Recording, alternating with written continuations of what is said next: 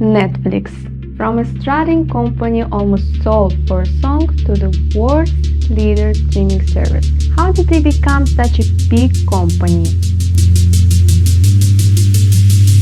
In the summer of 1998, two men arrived at Amazon's office for a meeting personally conducted by Jeff Bezos. He made them a generous offer of $16 million for control of their company. The offer was very tempting since the business of these two partners from California had been operating for only 2 months. Each of them could have left Bezos' office a millionaire, making good money on their idea. But Reed Hastings and Mark Randolph considered their idea too brilliant to succumb to competition. The risk was great.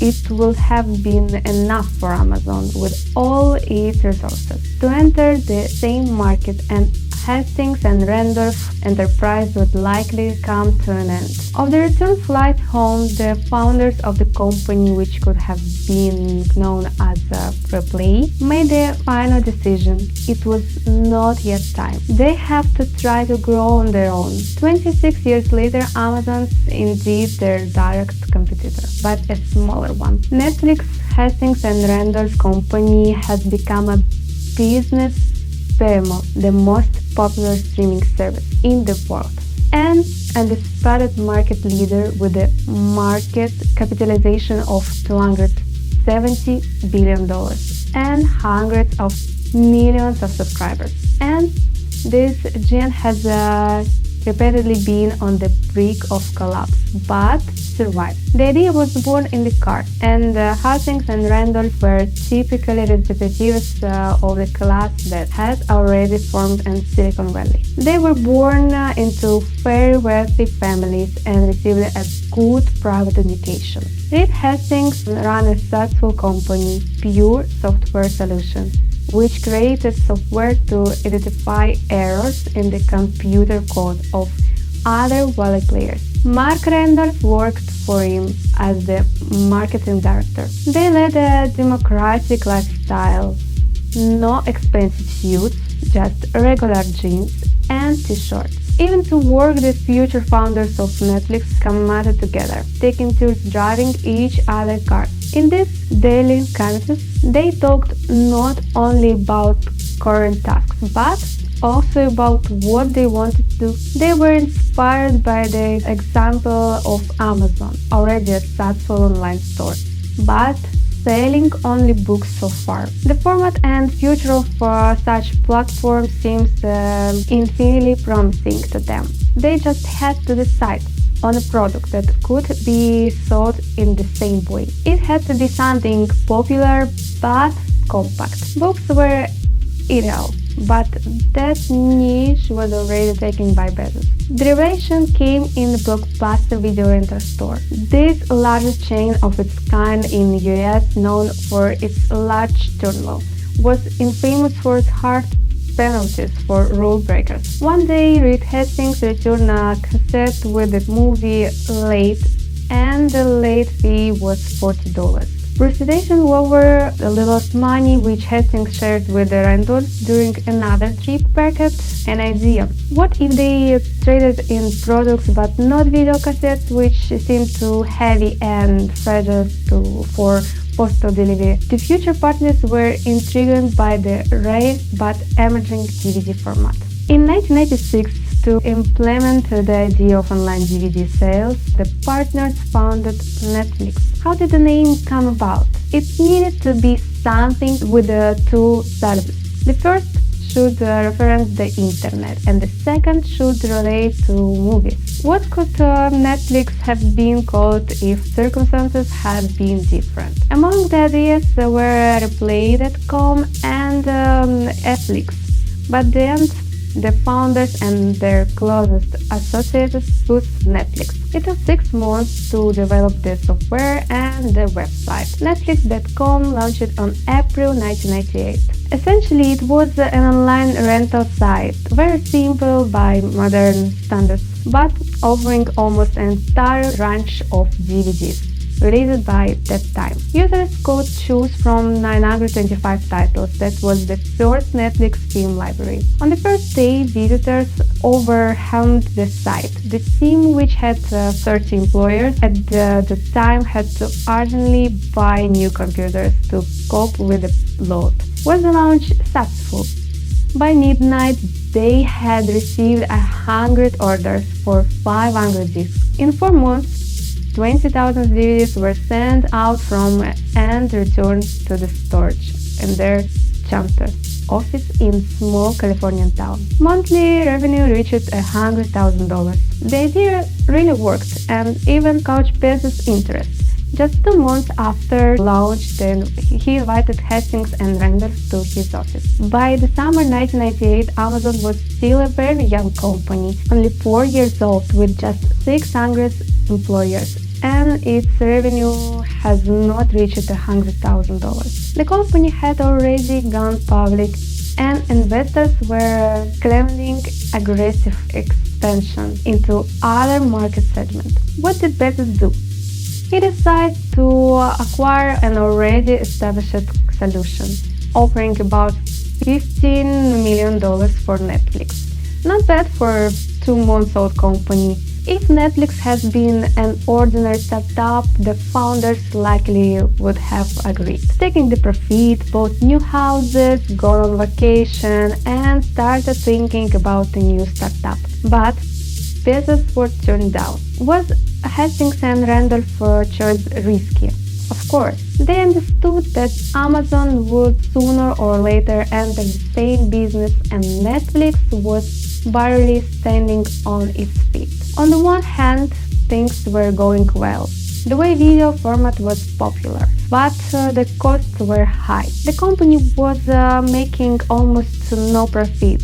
There was also a threat from another potential competitor, the same Blockbuster, the leader in the offline rental market, which once roughly fined Hastings $40 just for returning a cassette a couple of days late. What was the most important task? To use the temporary advantage, giving the potential investors to capture as much market share as possible. This required external funds, as their own were insufficient. One of the early investors was the Frenchman Bernard Arnault, the world's largest luxury goods merchant, who eventually became the richest person in the world. He gave Netflix $30 million in early 1999. The founders raised more than $100 million from various venture investors. How did they spend it? Netflix began to expand aggressively, which affected its financial statements. Hundreds of thousands of Americans were already using the service, but company closed 1999 with a losses of $29 million. However, Hastings and Randolph looked to the future with optimism. They planned to go public and raise additional funds for development, but trouble came from unexpected sources.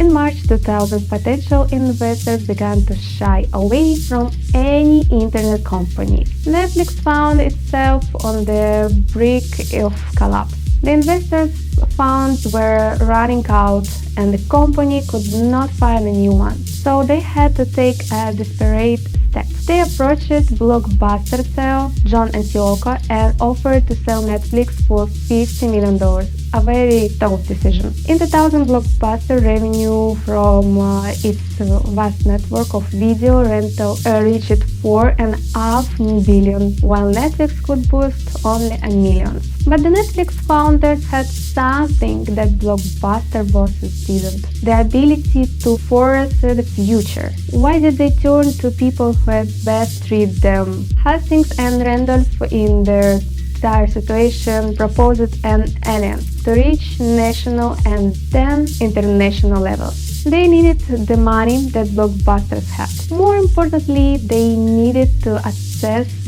the Blockbuster existing customer base of 20 million Americans who actively visited the company store. In return, Netflix was ready to offer a progressive digital format for customers interaction, working solution, and proven technology. The head of Blockbuster merely laughed at them. This was probably one of biggest missed business opportunities in history. A colossal business mistake. What was the outcome? Within 10 years, Blockbuster parted with a billion in debt, declared bankrupt, while Netflix served the tough period after the refusal. The company's losses for 2000 amounted to $57 million, and it had to cut expenses to a minimum, laying off a third of its employees. But the growing popularity of DVD format saved the service. By May 2002, Netflix completed its first public offering, raising $82.5 million from the IPO. The number of subscribers exceeded 1 million. The market capitalization following the IPO was $500 million. Demand for DVDs continued to grow. The main content producers, Hollywood studios, finally understood viewers' taste and began actively releasing everything in this format, from their classic films to the latest releases. TV companies also joined. How did this affect Netflix? By 2005, its film library had grown to 35,000 titles. The company was sending 1 million discs a day to its subscribers. In 2003, the service reported its first significant profit of $6.5 million on a turnover of $272 million. In 2004, these figures were $49 million and $500 million. By the summer of 2005, the company had 4 million subscribers, and its market capitalization has reached another significant milestone. Despite the successful development of the DVD business, Netflix leaders realized around the same time that it was under threat. Broadening internet access was becoming more widespread in the country. It was clear that if penetration would continue to increase and data transfer speeds would grow. What was the company's solution? In Italy, they considered developing a special device that would serve as a movie storage unit, which each download still taking several hours. A subscriber could do this, for example, overnight. The right choice was made thanks to the experience of increasingly popular YouTube. Interestingly, even which already show slow speeds, consumers preferred streaming video. Thus, the idea of streaming was born. A Netflix subscriber, by paying a subscription fee, gained access to a content collection on the company's website. They could use it on a desktop computer and, in the future, as the company hoped, on a TV. Netflix as a streaming service was born in January 2007. Even within the company, they did not yet understand the revolution they had initiated. The previous such revolution has occurred with the advent of television. And now, half a century later, the way video content was consumed had fundamentally changed again. In Italy, Netflix provided access to about 1,000 movies, but over the next 3 years, it spent hundreds of millions of dollars buying rights to connect content from TV and film companies. Content producers gave it away cheaply, not realizing how popular streaming will become. But what was Netflix's real wisdom? By purchasing diverse content it offered to its subscribers for a symbolic price and in unlimited qualities. This coincided with several financial scripts in the US. People started saving money and suddenly discovered that they no longer need to go to a movie theater, rent DVDs, or subscribe to cable TV channels. All this content could be accessed in one place, Netflix.com, for just a few dollars a month. Over 5 years, by 2010, the company's market capitalization had increased tenfold. What were Netflix's next winning movies? There were two. First, The service began international expansion. In the same year, 2010, it entered the Canadian market. The following year, the streaming service became available in Latin American countries. In 2012, Europe was next. This was a colossal leap in audience numbers. By 2016, Netflix was available worldwide with a rare exception like China. The second step was the beginning of the production of its own original content. This required significant investment but allowed Netflix to be independent of the swing of rights holders. The main thing was that consumers became hooked on the constant appearance of new content, which could not be found anywhere else. The first Netflix original was the Cat series, House of Cards. The company ended up investing $100 million on it but never rejected it.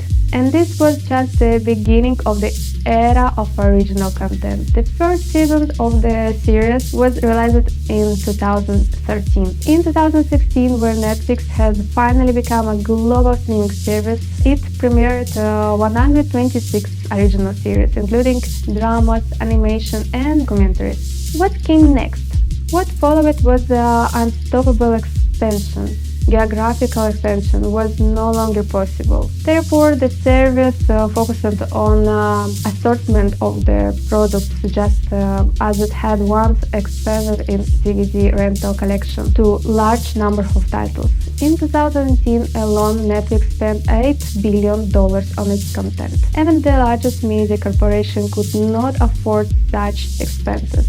Many old content producers and tech giants launched their own analogs, recognizing Netflix riders and the revolutionary change its audience tasters. Hulu, Disney Plus, Amazon Prime, Apple TV Plus, HBO, Max, Peacock, and Paramount Plus emerged. But none of them could spend as much on themselves as Netflix did. Because in every case, the owners of this service had interests of their areas of activity. Netflix is the only one that can spend all its subscriber revenue exclusively on itself. It could afford to buy the best talent from around the world. And what was the result? In 2021, Netflix received 36 Oscar nominations, more than any film studio. The same year, it won 36 Emmy Awards. During the coronavirus pandemic, the numbers of subscribers grew, and the record piece. Everyone was staying home and watching Netflix. The peak of success came with the release of the series Squid Game in September 2021, breaking all viewership records. Yet, an unexpected craze followed. In the spring 2022, Netflix announced for the first time in its history a decline in subscriber numbers by 200,000 people. Moreover, it stated that it might lose another 2 million. Users by mid-year investors were shocked by the news. Within a few months, the company's stock plummeted by 70%. Everyone anonymously concluded that the era of undisputed streaming dominance was over in the face of growing competition. What was Netflix's response? How to tackle those two illegally shared account passwords? How to provide an option to do this for a small fee? What to do about the loss of users with the increased description price? Introduce a business option with ADS earning additional revenue from advertisers. And how to engage subscribers tired of movie and TV shows. Netflix offered games and sports. Once again, Netflix overcame announced crisis. The spring of 2022, when the company's value hit its lowest point, it's now forgotten. The numbers of subscribers exceeded 260 million people. The forecast for the year is another 30 million. Like in the best time, content spending in 2024 is $17 billion, an enormous untouched. So Netflix is how value is already $270 billion. The repeat reserves of the company surprises and more than its unexpected plugins into the app. Skeptics are defeated and investors are impressed. So that was a short story about Netflix. Thank you for watching until the end. Don't forget to subscribe, leave likes, and see you in the next video.